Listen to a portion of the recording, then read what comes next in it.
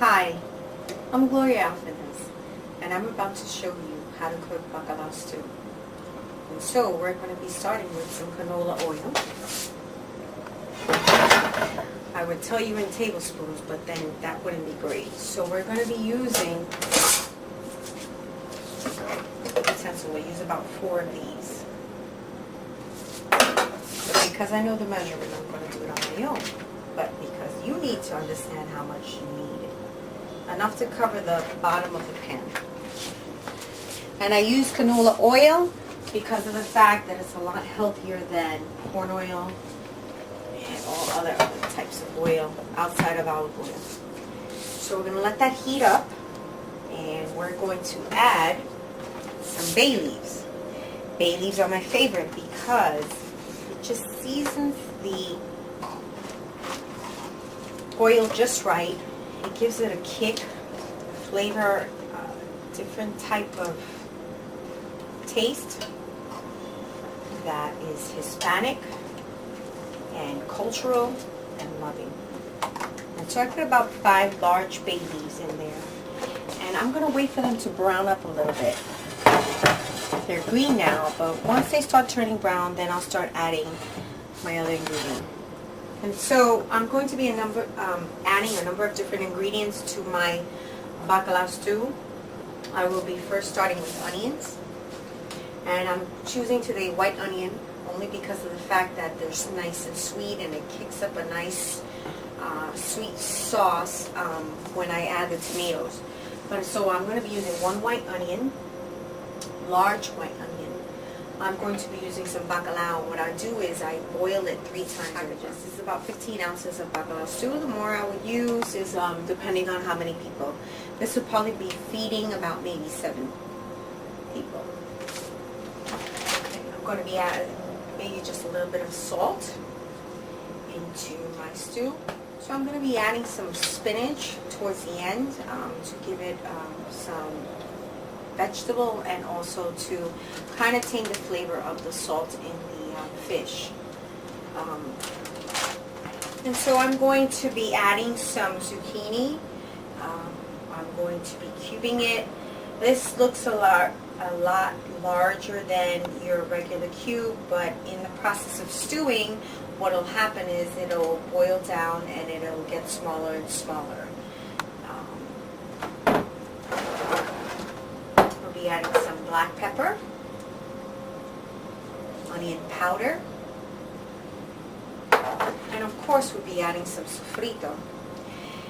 Everybody makes their own, which is made with cilantro, onions, garlic. Some people use African hot peppers, green peppers, red peppers, yellow peppers, depending on your mood and your flavor and what works best for you. I'll be adding a little bit of Italian seasoning, which is one of my favorites, and some Hungarian paprika.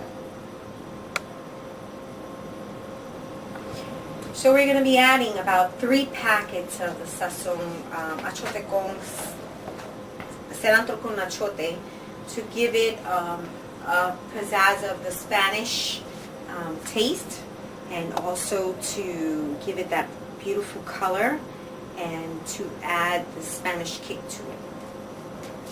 We'll also be adding some blended tomatoes, which has onion and salt and oil, and I usually prepare prior to, so that when stewing that you would use this instead of canned tomatoes, because fresh tomatoes are always healthier. We'll be adding a little bit of oregano, and also we'll be adding a little bit of the cube caldo de pollo, which is the bouillon cubes of chicken. And we'll be adding 1. We'll break it up in a little bit, and we'll leave it for last, only because it changes the texture of the soup. So now we're on the bay leaf, and now it's about brown. So we're going to be adding some other ingredients, and I'm going to start with my white onions. And we're going to use about half of the white onions right now. And we'll leave the rest for later on.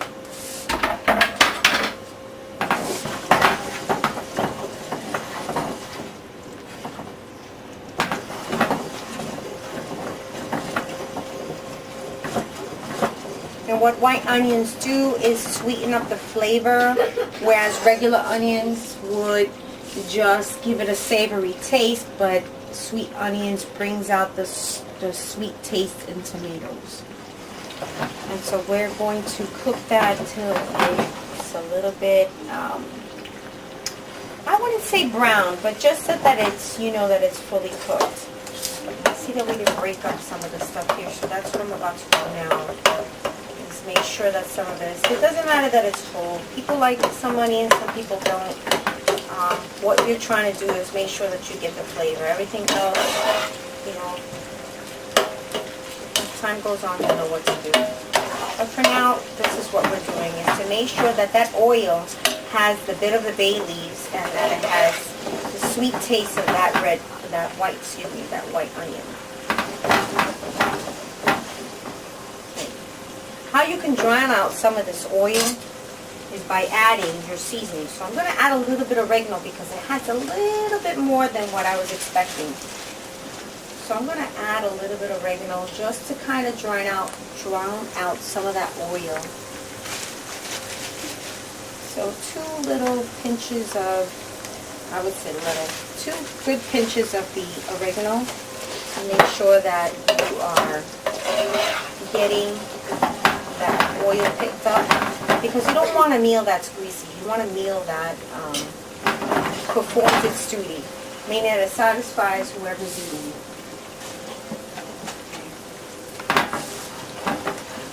So while that's going, I'm going to think that we're going to be adding the zucchini, because I want the zucchini cooked, but then later on, as it's finished cooking, I want it to be able to stew so that it reduce and become very, very soft.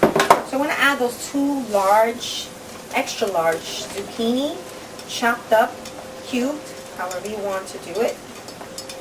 And we're going to put that in there, and we're going to start turning it so that we can get a nice coating on the zucchini.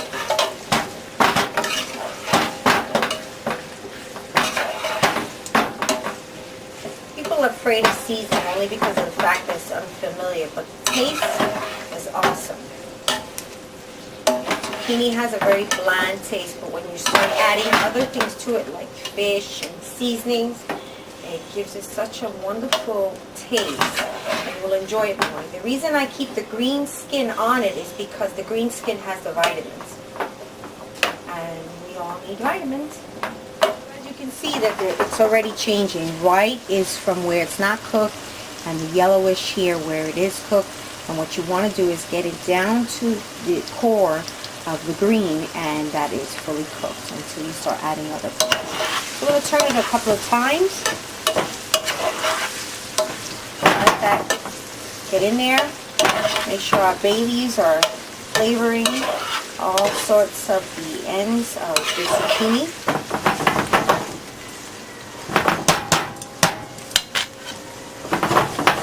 And I see that the oil is changing because the water is dropping from the zucchini.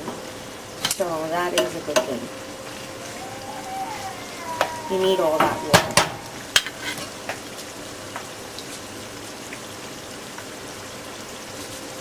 Okay.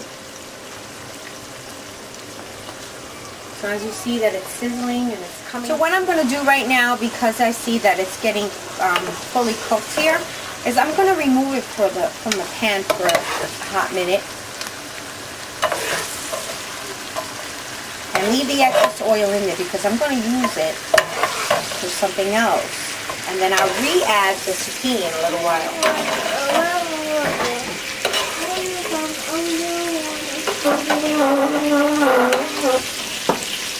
It's bubbling like that because the excess water is coming from the zucchini.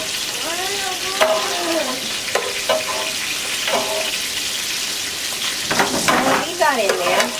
Make sure I take out the zucchini. I can leave the onions. So now we have this. What I'm going to begin to do what I'm going to begin to do is add the sofrito. And so again, about 4 large spoons. I probably use about 6 in the way you see it. So some people like it with more, some people would like it with less, depending on how you flavor your sofrito. Now I'm mixing the oil in with the sofrito because it needs to cook or fry up in such a way that you would have crab holes. So I'm going to mix it in there. You're going to be getting this. As you can see, the bubbling of the crab holes. Some will be more than others. It's separating right now so that you know that it's cooking. So right now, what I'd like to do is add my zucchini back in there so that it can get the flavor. And here we have some water based on the zucchini as it was sitting. That looks so good. And so what we're going to do is going to mix that in there. What I need you to do is be very patient, because sometimes I will change the pans so that it will cook differently. So today we're going to use one saucy pan because the zucchini has been cooking quite thoroughly and mixing in pretty well. So tapping that and making sure that everything is not only boiling in there, but it's stewing in there. It's creating such a flavor that works in unity. And what I like to do is start adding some seasonings. So I'm going to add some black pepper.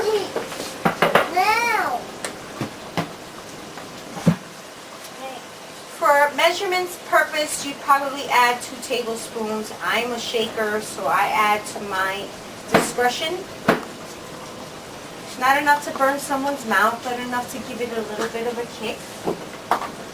I'm adding some Hungarian paprika for color and a bit of flavor. And here we go. You can add about 2 tablespoons, maybe 3. I like it because it gives it color and it also gives it somewhat of a flavor. I'm going to be adding onion powder. And this is one of my favorite seasonings because it just kicks up a notch. You can add this to tuna fish, you can add it to chicken stew, you can add it to just about anything that you use. That's just to give it a different type of flavor when you really want to use some salt. And salt is as necessary. This onion powder, I'm using about maybe 6 tablespoons full. It's a very flavorful seasoning. It's one of my favorites. I would add it to tuna fish along with my next seasoning, which is Italian seasoning. And Italian seasoning has basil, it has oregano, it has rosemary, and it has parsley, and some garlic. And it just gives it such a wonderful kick-up of flavor. I would put this in tuna fish, again, along with my onion powder, because it gives it such a wonderful flavor. And so what we want to do is turn that. See how that's running. I see we're getting a nice thick consistency, but at the same time, that zucchini is blending. So now we have this beautiful full flavor pot of different seasonings. We got the zucchini going, which is melting down, is what we want because we want it to soften. People don't like chunks. Sometimes they don't really like chunks in their food. So the mushier sometimes the better. For others, they don't like mushy stuff. So we're going with the in-between. Okay. So now I'm going to be adding the fish, which is the bacalao stew, the bacalao, the main part, fish, which has no bone. It's boiled 3 times over, and what I'm going to do is just simply put it over the pot, break it up into pieces, And I'm not going to be concerned about how big or how small the pieces are, because as we turn it, they will surely disintegrate into the meal, which is good because some people who are afraid of fish or don't like their meal too fishy will not see the fishy flavor or taste and will appreciate the savory flavors of everything combined together. A little bit more. And again, I said 3 times boil over. As soon as it starts to boil, you take out the water, change the water, and reboil. After the 3rd time, you are good. Won't be too salty. What I'm going to do now with that fish, I'm going to add the rest of my white onion. Make sure everything is chopped up. And add it in there because I want it to give it now a bit of keeping flavor. Not that it would be spicy, but nonetheless that it would cook up pretty well and give it such a taste.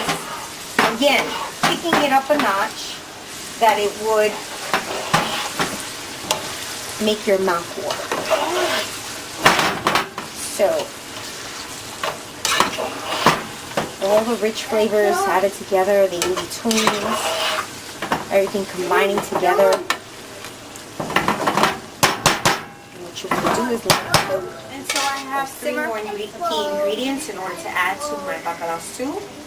And so I'm going to start with adding the 3 packs of sazon with achote. And so what we're going to do is add the 3 that are here. Make sure that we get it in there to add color and a bit of flavor, giving it that Spanish Inquisition. Oh yeah, sazon is always good. And so we're going to mix that in there.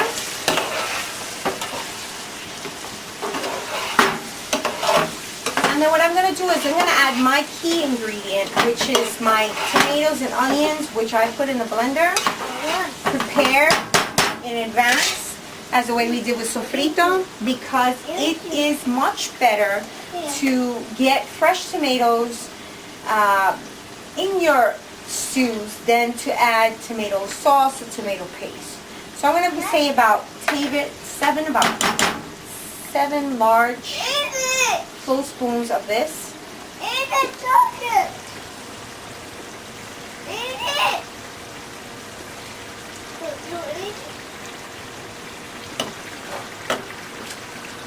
going to let that cook in there, because this is going to give us our saucy flavor, our tomatoes softening and sweet, adding to that sweet onion that we added in there. It's going to give us color, it's going to give us culture, it's going to give us a loving flavor that we're never going to forget. It just complements the fish, it complements the onions. The zucchini does wonders because it needs that red for the green. Okay, so I added a cube of bouillon in there to give it some salty flavor. Not enough to make it salty, but enough to kick up the flavors of the other. As the zucchini and the bacalao are making love to one another, it is an impeccable pair. And so with that in mind, as you see, it's becoming thicker and thicker. And when you pour this on your white rice, it is just a mouthful of flavor. So what I'm going to do now is I mix it up a little bit just to make sure that the bouillon is melting in there, stewing up real good, and making sure that every nook and cranny of your zucchini is getting its bits and pieces of its salt needed. As I'm boiling some water for some white rice, I'm going to take about, this is a 6-ounce package of spinach, so I'm going to take about 3 ounces, and I'm going to add it. Don't be afraid, because what happens with the spinach is it kind of sort of, not disintegrate, but nonetheless, it melts down and becomes it soaks in all the salt, all the flavors, and it complements your fish, your zucchini, and so on and so forth. Now that package got in there. Sorry about that. And so, I don't really need to do much. I can just leave it afloat on top, cover it for a little bit, and let the steam kind of melt it down. And what happens is the water excess will come, and it will give it a bit of excess flavor into your bacalao stew. So now we have a thick consistency of spinach and zucchini. Awesome seasoning. And just a virtue of flavors that we're going to add to our white jasmine rice. As you can see, there's still a little bit of oil on top, which is okay. As you scoop, the oil will go to the bottom. You have your spinach. So now I'm ready for presentation. So what I'm going to do is I'm going to take a bowl that has kind of a point to the bottom, wide at the top. And I'm going to add some jasmine rice. As you know, it's steaming up real good and nice and firm. At the same time, letting out its flavors. Packing it down a little bit. Cover this. I'm going to take a plate and I'm going to slap this on smoothly. And so we have our rice. And I'm going to add the bacalao stew, spinach in there. You can add a number of different things in it. You can add chayote, which is a green. It looks like an avocado, but it's not. I'll show you. You can also add okra to it. But what I'm going to do is I'm going to then push in there, and I'm going to scoop in there like a bowl and add this flavorful of bacalao to it. One of the things that you can do is add avocado, which is avocado, to your dish. Fresh sliced Jersey tomatoes. And a number of different things to it. But just like this is just perfection. Healthy and